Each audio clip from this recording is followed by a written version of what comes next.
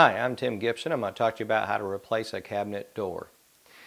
Now, one of the ways that we can achieve a newer look in our kitchen without having to go through the expense of replacing all the cabinetry is you can just upgrade the doors.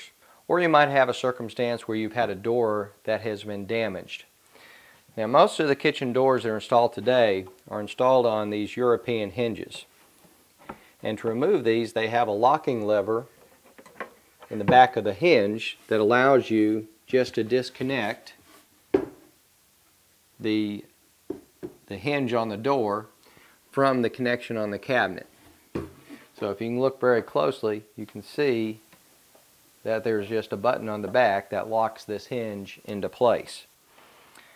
So once we remove the door, if we're able to find if it's a stock door and you're able to, if you're just replacing a door that's been damaged, or you're completely replacing all your doors to get a different look, all we need to do is take this part of the hinge and remove this hinge that's attached with these Phillips head screws.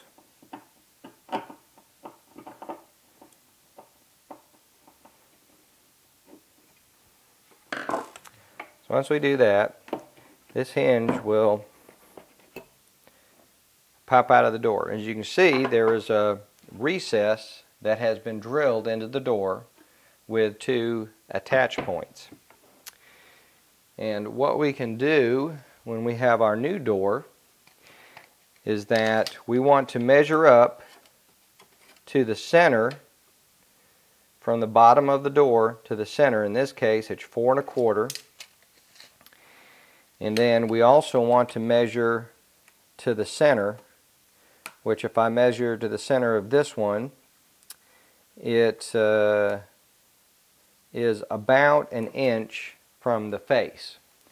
So we can lay out 1 inch or lay out these dimensions on our new door, and then either using a plunge router such as this and with a 35 millimeter special bit, which this is called a Forstner bit, which drills a flat round hole such as this to the depth. You can either use a router or a drill press. We can re-drill these holes into the new door and then come back and install our hinges back in. And by doing that, you'll be able to take these doors and then pop them right back on to the connection points in the cabinet without having to go through a lot of extra work. So again, it's very easy to do. You just make sure that you get your dimensions, transfer those dimensions to the new door, drill a 35 millimeter hole, and you want to make sure that you set that depth so you don't go all the way through the door, but just enough to receive that hinge, and then they'll pop back in place. So I'm Tim Gibson, and that's how to replace cabinet doors.